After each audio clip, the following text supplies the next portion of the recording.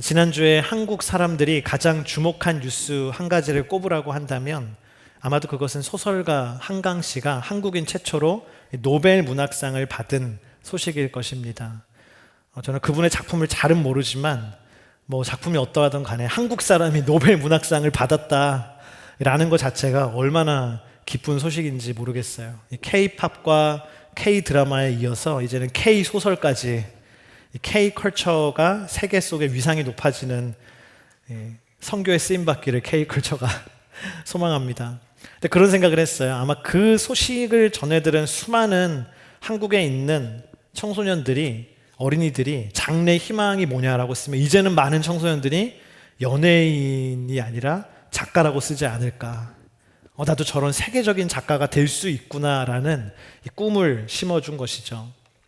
여러분, 그런데 그거 아십니까? 이 세상에서요, 가장 최고의 작가 중에 작가는 바로 하나님이신 줄을 믿습니다.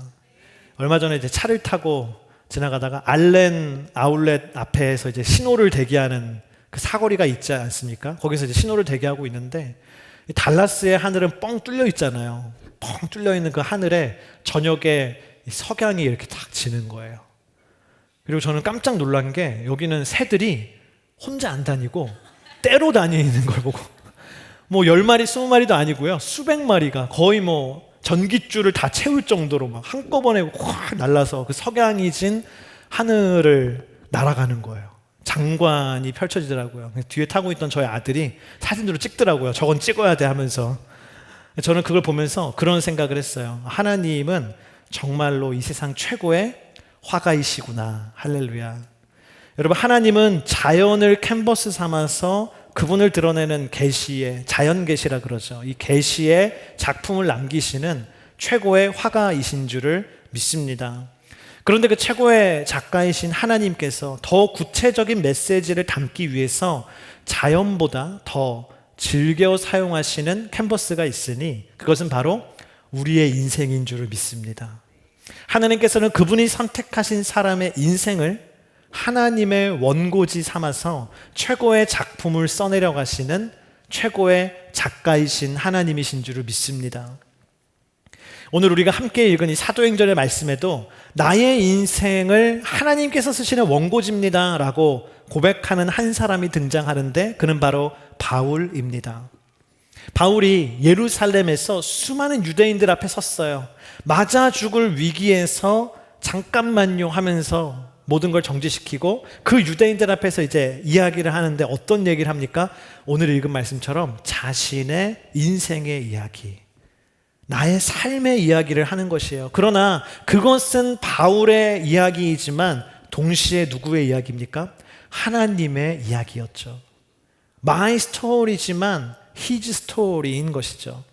오늘 저와 여러분의 하루하루의 삶도 하나님께서 그분의 이야기를 써내려 가시는 하나님의 원고지가 될 줄을 믿습니다. 우리는 하찮은 인생이 아니라 나의 인생은 하나님의 원고지예요. 할렐루야. 오늘 그거를 기억하면 좋겠어요. 따라합시다. 나의 인생은 하나님의 원고지입니다. 하나님이 그분의 작품을 기록하시는 하나님의 원고지에 우리는 인생을 사는 것이죠. 그렇다면 하나님은 우리의 삶을 어떻게 그분의 이야기를 써내려 가시는 원고지로 삼으시는가?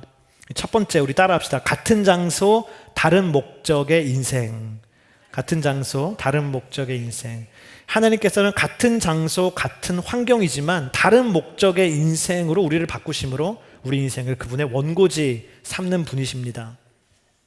오늘 3절, 4절에 이렇게 기록되어 있습니다. 제가 읽겠습니다. 나는 길리기아 지방의 다소에서 태어난 유대 사람이지만 이 도시에서 자랐습니다.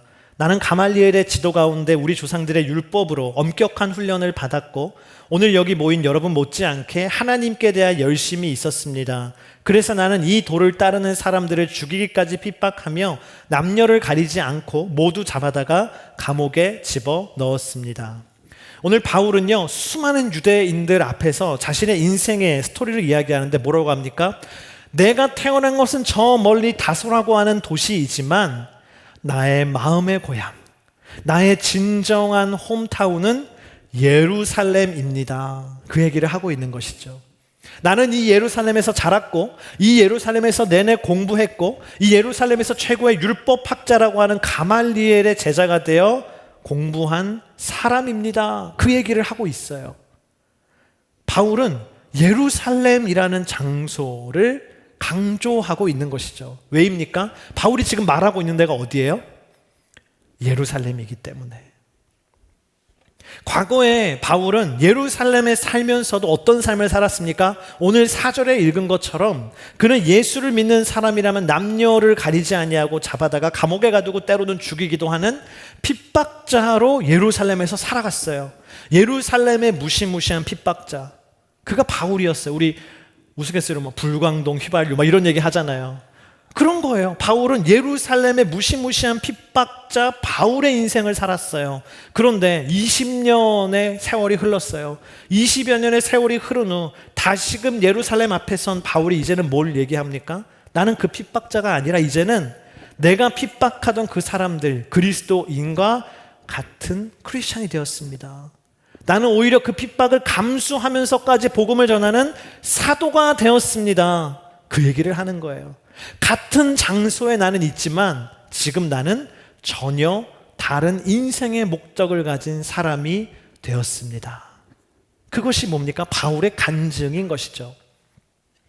저는 오누리교회 대학 청년부 사역을 할 때 매일 새벽마다 이 강남 삼성역에 있는 커피빈 매장 2층에서 청년들과 함께 삼성 홀리스타라고 하는 새벽 예배를 했습니다.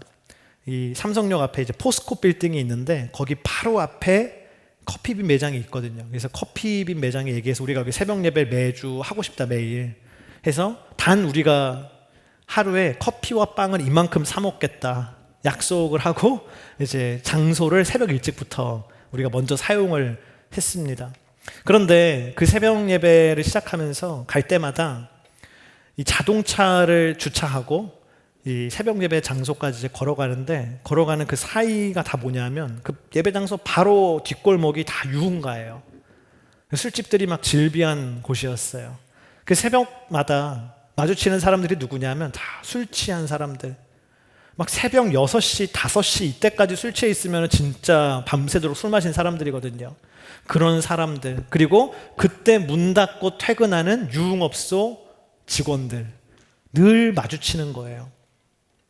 근데 그때 그 삼성 홀리스타를 개척할 때 많은 도움을 주고 함께 개척하고 함께 예배했던 목사님이 있었는데 그분은 목회자가 되기 이전의 직업이 좀 특이한 분이었어요. 어떤 직업이었냐면 서울에 있는 이름만 대면 뭐 다 아는 그런 유명한 카지노에서 VIP 고객을 전담하는 일을 했어요. 뭐 어떤 교회는 VIP를 새 가족을 VIP라고 하는데 네, 이때 이 VIP는 누구냐면 해외에 사는, 원래 카지노가 해외 한국 사람들 못 하고 거기는 이제 해외에 있는 시민권자들만 이제 올 수 있잖아요. 해외에 사는 부자들이 VIP인 거죠.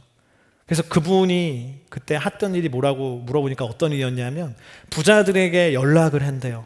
그래서 얘기를 한대요. 여기 와서 한국에 있는 서울에 있는 우리 카지노에 와서 도박을 해라, 게임을 해라. 혹시 여기도 부유하신 시민권자분들 연락 받으신 분 있을지 모르겠어요. 근데 여러분 그러면 옵니까? 안 와요. 누가 옵니까? 그래서 그 사람을 오게 하기 위해서 이제 조건을 내걸어야 되는데 그게 이런 조건이래요. 하루에 얼마만큼 이상의 도박을 하면, 게임을 우리 카지노에서 하면은 대신에 나는 당신이 한국에 있는 동안 모든 편의와 관광과 심지어는 유흥까지도 내가 다 책임져 주겠다. 모든 걸 어레인지 다 해주겠다. 그러면 사람들이 온다라는 거예요. 그래서 그분이 한 해에도 그 카지노에 벌어준 수익이 수십억에 달할 정도로 수많은 사람들이 와서 이 게임을 했다는 것이죠. 그런데 그분이 인생의 끝에서 주님을 만나고 주님을 경험하고 목회자의 소명을 받아서 목회자가 되고 그 새벽 예배를 함께 개척했어요.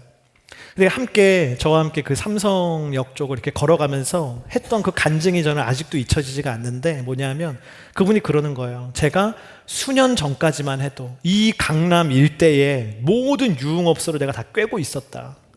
다 커넥션이 있고 전화 한 통이면은 착착착착착 다 준비해 놓는 그 유흥업소의 VIP 고객이 나였는데 하나님이 역사하셔서 수년의 시간이 흐른 다음에 이제는 그게 아니라 이 땅에서 예배하고 그 같은 장소에서 주님을 예배하고 전도하고 복음을 전하는 하나님의 일을 하는 사람으로 쓰였으니 얼마나 감사하고 하나님이 놀라우신가.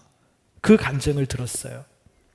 여러분 정말 그렇지 않습니까? 전에는 술에 취해서 비틀거리던 그 도시에서 이제는 그 동일한 장소를 변화시키는 예배자로, 기도자로, 전도자로 살아가는 것, 그것이 진정한 복음의 능력인 줄을 믿습니다. 그게 복음의 능력이죠. 바울도 지금 그것을 간증하고 있는 거 아닙니까? 내가 전에는 예루살렘에서 핍박자였지만 이제는 그 핍박을 감수하면서 복음을 전하는 그리스도의 사람이 되었습니다. 그게 복음의 능력이라는 것이죠. 여러분 세상이 이야기하는 변화는 뭐예요? 환경을 바꾸고 장소를 바꾸고 도시를 바꾸고 내 주변의 걸 바꾸라는 거예요. 쓰고 있는 물건도 바꾸라는 거예요. 내 옆에 사람도 바꾸라는 거예요. 그러면 너는 새로운 사람이 될 것이다. 그게 세상이 이야기하는 변화입니다. 근데 어디 그런가요? 그렇지 않아요. 한국에 살다가 미국으로 이민 와도 내 속사람이 바뀝니까? 안 바뀝니다. 타주에 살고 있다가 텍사스로 이사 와도 우리가 180도 바뀝니까? 안 바뀝니다. 그러나 사도행전이 이야기하는 변화는 그게 아니에요. 장소는 그대로고 환경은 그대로이지만 예수 그리스도의 복음이 내 안에 들어오면 나의 내면이, 내 속사람이 변화된다. 할렐루야. 그것이 사도행전이 이야기하는 변화입니다. 그래서 사도행전 1장 8절에 뭐라 그랬어요? 오직 성령이 너희에게 임하시면. 할렐루야. 성령님이 내 안에 찾아오시면 너희가 권능을 받고 예루살렘과 온 유다와 사마리아와 땅끝까지 이르러 내 증인이 되리라. 그 예루살렘과 온 유다와 사마리아와 땅끝을 변화시키리라는 것이죠. 세상의 논리는 뭡니까? 내가 예루살렘에 있다가 유다로 가고 유다에 있다가 사마리아로 가고 사마리아에 있다가 땅끝으로 가면 내가 변한다. 그게 세상의 방법이라면 성경은, 사도행전은 반대라는 거예요. 내가 먼저 변화돼야 그 장소를, 환경을 변화시킬 수 있다라는 것이죠. 그래서 그 복음을 품고 우리는 가족에게로 들어가고 그 복음을 품고 인터로 나아가고 그 복음의 능력을 내가 신뢰함으로 도시를 변화시키고 세상을 변화시키고 타문화권까지 가면 그게 뭐예요? 선교사입니다. 1907년에 평양에서 일어난 평양 대부흥 운동을 우리는 잘 알고 있습니다. 1907년에 평양에서 있었던 신앙 사경회에서, 지금으로 말하면 그 수련회에서 사람들이 함께 모여서 성경을 읽고 말씀을 듣고 기도하는 가운데 성령님이 임하셔서 가장 먼저 일어난 변화가 뭡니까? 성령님이 내 안에 임하시니까 사람들이 회개하기 시작했던 것이죠. 나와서 내가 누구의 돈을 갈취했다, 내가 누구에게 피해를 끼쳤다, 내가 이런 몹쓸 짓을 했다, 자기의 죄악을 고백하고 사람들이 회개하기 시작했어요. 그리고 사람들이 뭐 했느냐? 나가서 전도를 하는 거죠. 전에는 전도를 해도 사람들이 변화되지 않고 예수 그리스도의 복음이 전해지지 않는 것 같았는데 내가 성령을 받고 내가 변화되니까, 변화된 내가 전도를 하니까 전도가 되더라는 거예요. 그래서 지금도 기록에 의하면요, 그때 당시에 평양에서 그 평양 대부흥 운동 때 예수 그리스도를 믿은 사람이 7만 명이다 라고 돼 있어요. 7만 명의 사람들이 전도됐대요. 그리고 평양 시내에 술집들이 문을 닫고 점집들이 망했대요. 그게 뭡니까? 복음의 능력이에요. 내가 변화되면 내가 가는 곳이 변화되고 그 도시가 변화된 겁니다. 우리는 질문해요. 저 가도 변화가 안 되던데요. 제가 복음을 들고 직장으로 가도 변화가 안 되던데요. 제가 복음을 들고 그 도시로 가도 변화가 안 되던데요. 아직 내가 안 변해서 그래요. 내가 아직 성령의 역사를 덜 경험한 거예요. 복음의 능력을 내가 신뢰하지 못하는 거예요. 여러분, 사도행전에서 일어났던 그 역사가, 바울에게도 일어났던 그 역사가, 평양 땅에도 일어났던 그 역사가 오늘 나에게도 일어나고 달라스에도 일어나기를 주님의 이름으로 축복합니다. 내가 복음으로 변화될 때, 그때 하나님은 나의 인생을 주님이 쓰시는 원고지로 기록하시는 것입니다. 그때 내 삶이 주님의 스토리를 담은 놀라운 작품이 되는 것입니다. 그러면 우리는 뭘 해야 돼요? 주님 나를 변화시켜 주시옵소서. 성령님 나를 변화시켜 주시옵소서. 저는 다 변한 것 같은데요. 그렇지 않아요. 변화를 좀 어려운 신학적 용어로 성화라고 하거든요. 성화는 언제까지 하는 거냐? 주님 오시는 그날까지 성화가 돼야 되는 거예요. 언제 완성되느냐? 주님 앞에 서는 그날 완성되는 게 성화예요. 그러므로 우리는 끊임없이 기도하는 건 뭡니까? 주님, 복음으로 나를 변화시켜 주십시오. 주님, 성령으로 나를 변화시켜 주십시오. 그러면 내가 가는 곳이 변화될 줄을 믿습니다. 할렐루야. 두 번째, 우리 따라합시다. 같은 열정, 다른 방향의 인생. 같은 열정, 다른 방향의 인생. 하나님께서는 우리를 다른 방향을 향해 나아가는 인생으로 바꾸심으로 말미암아 우리 인생을 주님의 원고지 삼으시는 분이십니다. 3절 말씀에서 바울은 지난날 자신의 인생을 한마디로 뭐라고 요약하냐면 이렇게 해요. 하나님께 대한 열심이다. 바울이 자기의 과거를 돌아보면서 그때 나 하나님께 열정을 다해서 살았다라고 얘기해요. 바울이요, 오늘날로 치면 어떤 사람이냐 하면 예루살렘이라는 곳으로 조기 유학을 가서 한눈 팔지 않고 타락에 빠지지 않고 비행에 빠지지 않고 성실하게 열심히 공부해서 그때 당시 최고의 스승에게서 최고의 졸업장을 받은 인재였어요. 어린 시절부터 한눈 팔지 않고 성실하고 열심히 산 사람이에요.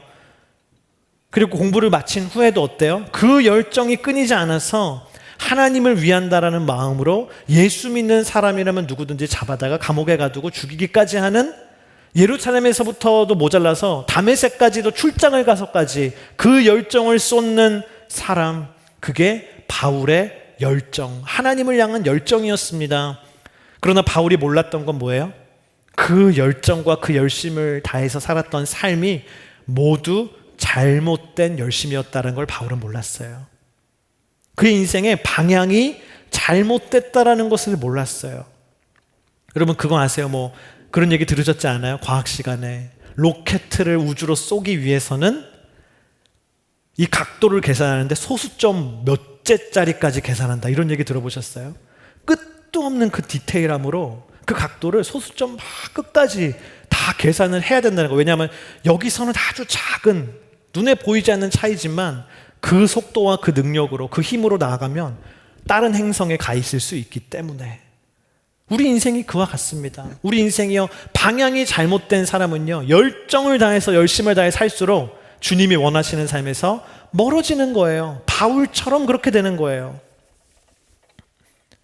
그러나 너무나 감사하고 너무나 은혜로운 건요, 하나님은요, 우리가 잘못된 방향을 향해 살아갈 때 그걸 가만히 두지 않으세요.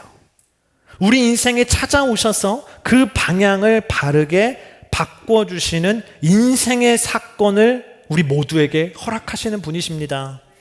여러분 한번 생각해 보세요. 자녀가, 어린아이가 잘못된 길을 가고 있으면, 낭떠러지를 향해 가고 있으면 어느 부모가 그거를 수수방관하고 있겠습니까?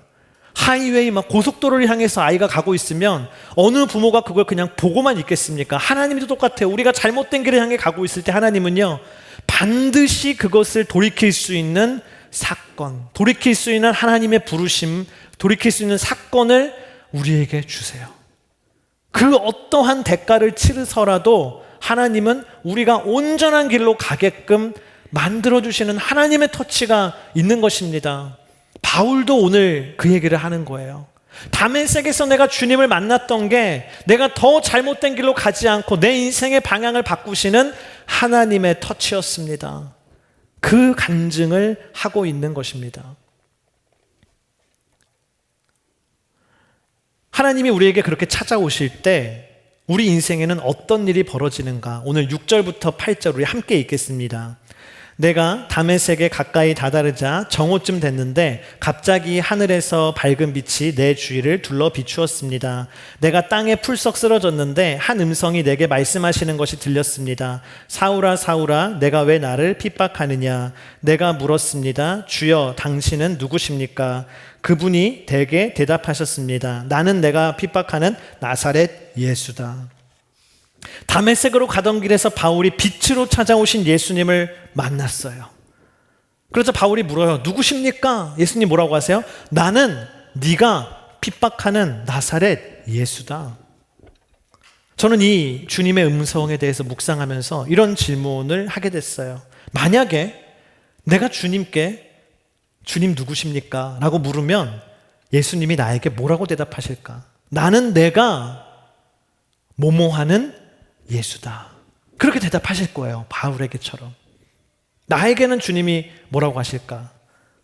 여러분에게는 주님이, 당신에게는 주님이 뭐라고 하실까요? 여러 답이 있을 수 있겠죠. 나는 네가 무시하고 있는 예수다. 나는 네가 적당히 믿는 척하고 있는 예수다. 나는 네가 주일에 요 1시간만 생각하는 예수다. 나는 네가 이용하고 있는 예수다. 나는 네가 믿고 싶어 하는 예수다. 나는 네가 그토록 찾고 있던 예수다. 나는 네가 정말로 사랑하는 예수다.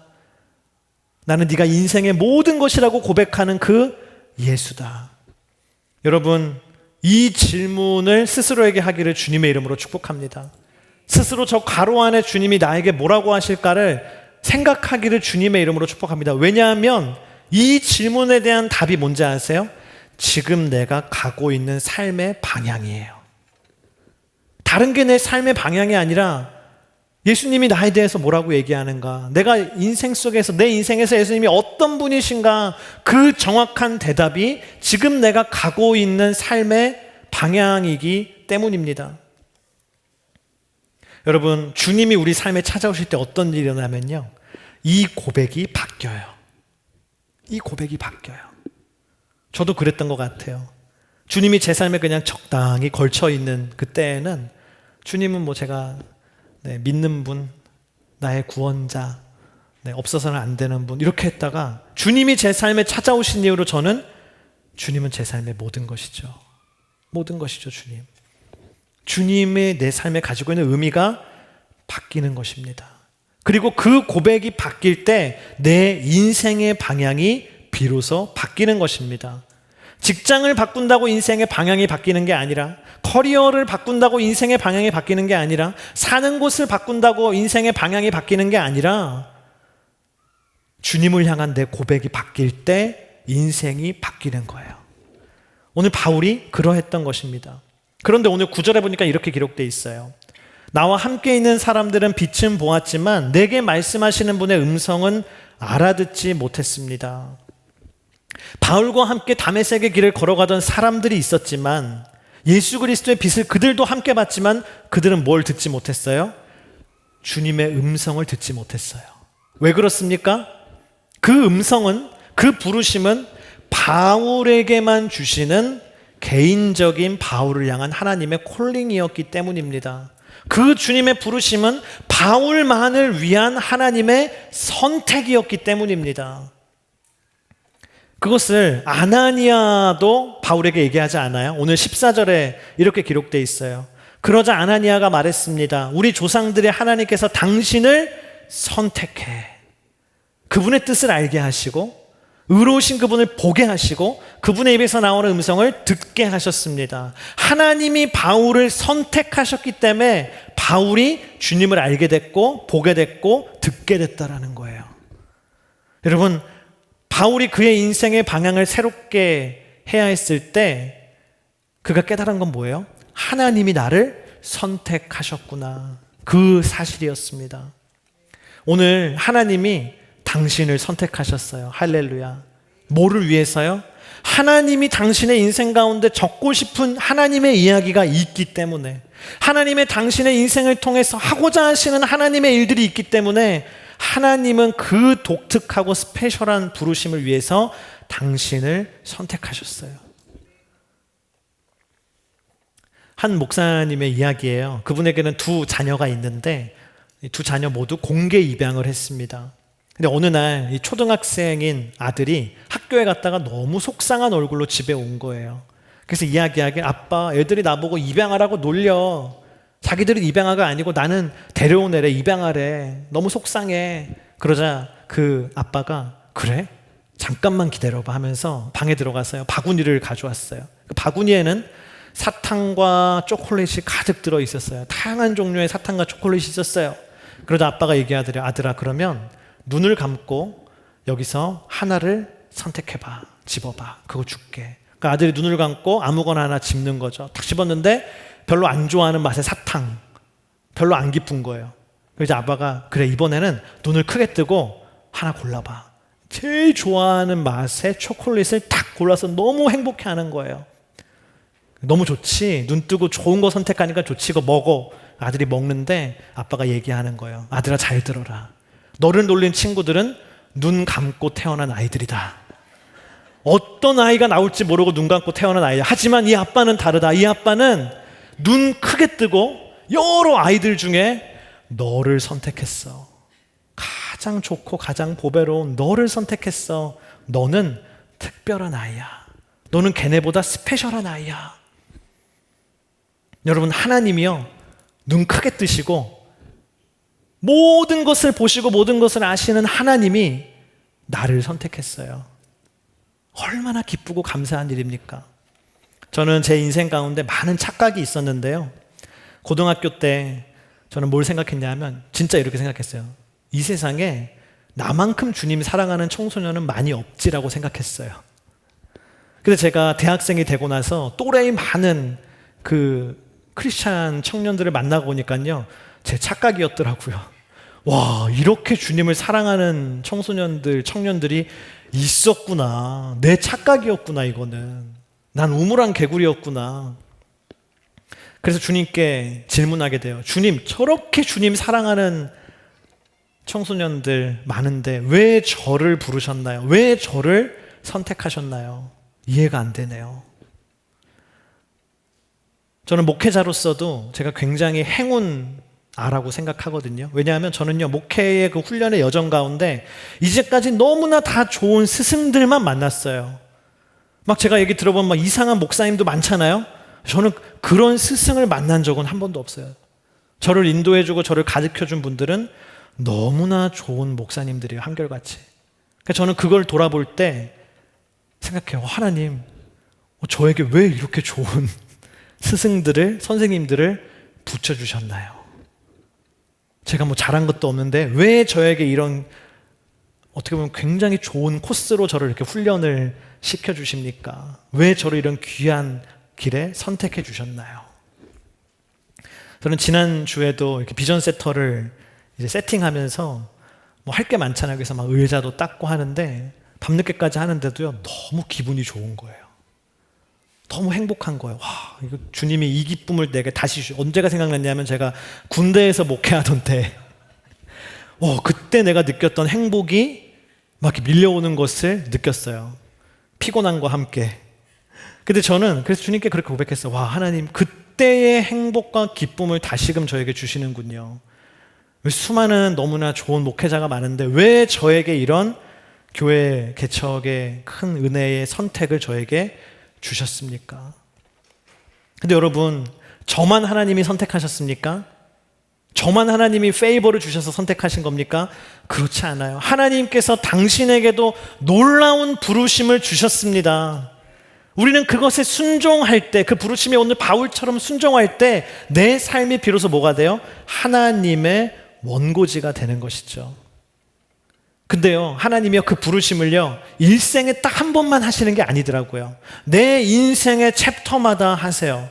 인생의 챕터마다 나를 부르시고, 인생의 챕터마다 그 부르심에 순종할 때, 내 인생의 1장이 하나님의 원고지가 되고, 또 순종하면 2장이 원고지가 되고, 또 3장이 원고지가 되고, 모든 내 인생의 챕터가 하나님이 그분의 역사를 기록하시는 하나님의 원고지가 되는 것입니다.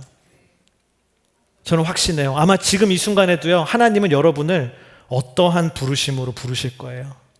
근데 그것에 순종할 때 내 다음 삶의 챕터가요, 하나님의 이야기가 기록되는 원고지가 되는 줄을 믿습니다. 오늘 말씀을 마무리하기를 원합니다. 우리 오늘은 설교 후에 찬양 없이 바로 이제 기도로 하나님께 나아가기 원하는 우리 찬양팀은 올라와 주시고요. 저는 오늘 이 바울의 간증을 들으면서 한번 생각해 봤어요. 바울이 지금 수많은 유대인들 앞에서, 예루살렘 유대인들 앞에서 얘기하는 거 아닙니까? 하나님께서 내 인생을 선택하셔서 어떻게 하나님의 스토리를 담는 원고지로 만드셨는지 간증하고 있어요. 근데 생각해 보면요, 그 이야기는 바울의 인생 가운데 기록된 그 이야기는요, 바울이 꿈꾸던 인생이 아닙니다. 바울이 소망했던 인생이 아니에요. 그 인생은 하나님이 원하시는 이야기였죠. 여러분, 우리가 그것을 기억해야 됩니다. 나는요, 내 인생의 작가가 아니에요. 나에게는 펜이 없어요. 내 인생의 펜은 하나님께 있습니다. 나는 진흙이고 하나님이 토기장이세요. 아마 어쩌면 오늘 내 삶을 주님 앞에 내어놓으면서 주님, 제가 원하던 삶이 아닌데요 라고 탄식하는 분이 있을지 모르겠어요. 그러나 내가 원하던 삶을 내려놓고 주님께 내 인생을 원고지로 드릴 때요, 주님은 그 원고지 위에 하나님이 예정하신 그 놀라운 이야기, 내가 쓸 수 있는 것보다 더 놀라운 이야기, 노벨 문학상을 뛰어넘는 더 놀라운 이야기를 써내려 가실 줄을 믿습니다. 우리 시간 함께 우리 기도하기를 원하는데요, 하나님 이렇게 기도했으면 좋겠어요. 우리 다 같이 일어나서 우리 가슴에 손을 얹고 이 시간 함께 기도하기를 원합니다. 하나님, 내 인생이 내가 원하는 대로가 아닌 하나님이 원하시는 대로 쓰여지는 인생이 되게 하여 주시옵소서.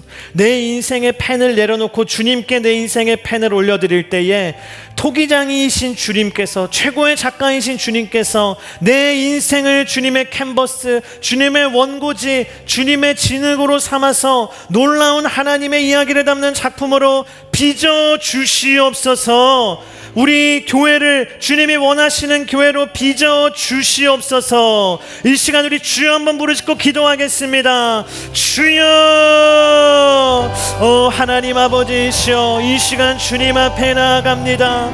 주님, 오늘 바울이 자신의 인생을 주님 앞에 내려놓고 나를 향한 주님의 부르심 가운데 순종하며 나아갈 때 그가 꿈꾸던 인생이 아니지만 더 놀라운 하나님이 쓰시는 인생이 됐습니다. 오늘 이 자리 가운데 있는 모든 주님의 사랑하는 자녀들, 그들을 향한 하나님의 계획이 있습니다. 그들을 향한 하나님의 스토리가 있습니다. 하나님이 그들의 인생을 원고지 삼아 기록하고자 하시는 놀라운 이야기들이 있습니다. 하나님, 나는 진흙이요 주님은 토기장이시니, 하나님 나는 원고지요 주님이 작가이시니, 오늘 내 펜을 주님께 올려드리고 내 삶을 주님께 올려드립니다. 주님, 내가 기록하는 이야기보다도 더 놀라운 하나님의 이야기로 내 삶을 채워 주시옵소서. 하나님을 드러내는 이야기를 담은 하나님의 작품으로 내 인생을 사용하여 주시옵소서. 하나님, 우리 인투 달라스 교회를 위해 기도하오니 우리가 원하는 교회, 우리가 꿈꾸는 교회가 아니라 하나님이 원하시는 교회로 사용하여 주시옵소서. 하나님의 흔적을 담고 하나님의 능력을 담고 하나님의 말씀을 담고 하나님의 능력을 드러내는 하나님의 교회로 주님 사용하여 주시옵소서. 우리 교회는 진흙입니다. 하나님이 토기장이십니다.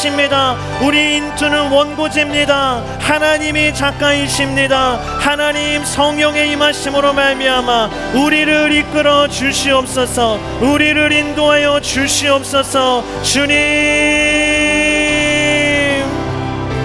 아멘. 아버지 주님, 거룩하신 하나님 아버지, 오늘 우리가 꿈꾸던 인생을 내려놓고 바울처럼 주님의 부르심, 나를 선택하신 그 하나님의 특별한 부르심에 순종하며 나아가기를 원합니다.